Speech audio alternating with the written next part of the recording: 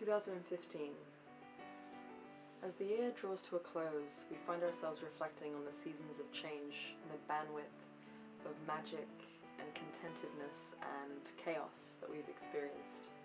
We practice gratitude and we recount all of the amazing opportunities and experiences and the colourful variety of characters that we've had the pleasure of sharing them with.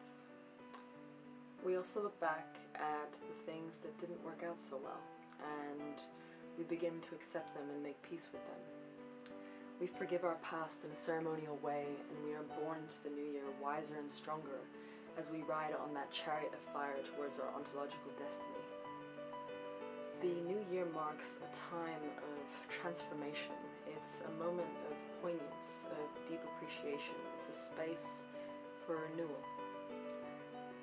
There's a beautiful quote by Kerouac that says, "The only people for me are the mad ones, the ones who are mad to live, mad to talk, mad to be saved, desirous of everything at the same time, and the ones who never yawn or say a commonplace thing but burn, burn, burn, like fabulous yellow Roman candles exploding like spiders across the stars." We are the drivers of our own destiny, and our thoughts are our agents of change. Our thoughts are so powerful, and our words, our actions, they shape our world. We are so incredibly expressive, and beautiful, and visceral creatures, so let's melt into that beauty of what we can be, of what we are becoming, because we are constantly in a state of becoming. There's a beautiful word, it's called moraki, it's a Greek word, and it means to do something with soul, creativity, and love. It's when you put a piece of yourself into your work. So to be inspired, to be in spirit, in spiritus, in oneness, in that place of spontaneous rapture creation, where knowledge makes love to the present moment as the emotional timbre plays. So marvel at the state of what you are becoming. Make a vision board. How do you see yourself? What drives you? What is your passion? Follow your bliss, Joseph Campbell once said. If you follow your bliss, you put yourself on a kind of track that has been there all the while waiting for you. And the life that you ought to be living is the one that you are living. And when you can see that, you begin to meet people who are in the field of your bliss, and they open the doors to you. So I say, reflect, ponder, pontificate, contemplate your passions and what is important to you, what is serving you, and most importantly, how can you be of service to others? Dwell on the beauty of life, watch the stars, see yourself running with them. Personally, I wish to see more optimism in the world, more care in everyday interactions, more kindness, more awe and wonder, more emphasis placed on the dazzling brilliance of and the resilience of the human spirit, rather than the toxicity of politics that seems to be poisoning our collective consciousness. Technology is a really beautiful way that I can articulate my vision and that I can share my news, and this is how that I spread beauty and bliss. And today, in our kind of hyper-connected global world network, it is such a juxtaposition that we are tolerating one another. So I feel really inspired to be able to use technology as a tool, as an extension of myself, to be able to communicate a message of love. For technology is a way to this awakening. You know, technology, money, they are just tools, but it's the intention behind it that's the most important thing. And it is said that the heart, it can generate the largest electromagnetic field in the body. It's about 60 times greater than that of brainwaves, which means that the power of love can transform all. Love heals all, so choose love. Love has the power to shift landscapes of conflict within the internal, and the internal is just a mirror for the external. So when the personal revolution begins to happen, the physical reality will also change. We are cosmic revolutionaries. So tell the truth, for when we stand in our truth gracefully, we stand together, and in truth we rise. And this means honoring your word and living the true through action, because it means showing up. and showing up and being able to acknowledge when you're wrong, to stand up for those who don't have a voice. Also to forgive all. We live so that we can love, and we love so that we can forgive. We are all learning, and the sooner we become humble to those teachings, to give and to receive true apologies, we are all collectively healing. So to let it go, a single apology and an acknowledgement can absolve and heal all of the wounds of the past. We are the beautiful and we are the beastly, but we are most powerful in our humility. And unconditional love, like every day, every moment, be good, be kind, be patient, be gentle with yourself. You are a child of the universe, and every action, interaction is an expression of this self-love.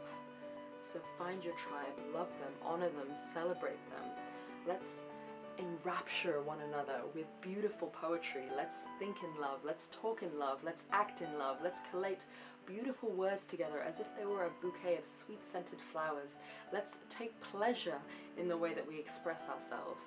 Let's delve deep into the kingdom of one another's minds and bow to the wisdom of the eternal child within. Let's splendor at the movement and the form of the fruits of our labor and patience and hard work of us and our ancestors. So many electrifying thoughts, and let's share them and build something together. Let's reminisce in beautiful memories, in extended ecstatic timelessness. Let's stretch it down these beautiful shores. Let's ground our oneness to sun and stone. Our evolution is in our study. Writing is rewriting. This story has been told before. Knowledge is a gift. Ruin is a gift. Happiness is a gift. Sand becomes pearl, and coal becomes diamond, and friendship becomes love, and I become you. And we are made of love, and pure, ineffable, inextricable contentedness, compassion. We are magical mirrors, and we're here to create the world that we want to see together. So let's reach out to one another. Let's remember the power of the heart to heal. It was said in shamanic societies that if you came to a shaman or a medicine person complaining of being disheartened or depressed, they would ask you one of 4 questions. When did you stop dancing? When did you stop singing? When did you stop being enchanted by stories? When did you stop finding comfort in the sweet territory of silence? Dancing, singing, silence, storytelling. These are the 4 universal healing salves. So every moment, every action, every day, there's a choice. Every thought now is a precursor for the future that we all write together. Rumi once said that out beyond the ideas of wrongdoing and right doing, there is a field, and I will meet you there. So let's put aside our differences. Let's draw in our dreams. Let's make that phone call to the friend that you haven't spoken to in a long time. Let's write that letter to the ex that you didn't forgive. Let's talk to a stranger on a train. Let's forgive our parents. Let's forgive our children. Let's forgive ourselves. Let's share our joys and our vulnerabilities with each other, because therein lies our greatest strength. And let's dream and weave a vibrant tapestry of contentedness, graceful sorrow, and ecstatic joy. And let's step out of our comfort zone, and where we can truly overcome and grow and transcend. Live where you fear to live. Destroy your reputation. Let's create our envisioning. Let's be notorious. Let us thrive in this adventure, in this spontaneity, in this beauty. And these are the memories that we create of magic and of good madness. And whenever you feel as though your sun is starting to set, and the hopes for yourself and the reality of your life are diverging at such an exponential, catatonic, cataclysmic rate, just remember to breathe and to come back to the universe inside of you. And remember the magic that you cultivated this year and all that you dreamt into manifest, and forget predicting what is going to happen and make what is going to happen. Forget worrying about what others are going to do to us and how we're going to be perceived, and instead focus on what you want to happen and how you're going to do that. This is our catharsis. This is our rapture. This is the uprising of our lifetime. This is the magic where the ordinary becomes the extraordinary. This is our knowing, and this is our time to show up and hold hands and embrace and express love for one another. This is our narrative, for we are souls on fire, and we are gods and goddesses of our own universe, and we control the seasons of our hearts and minds. We control the trajectory of the collective consciousness.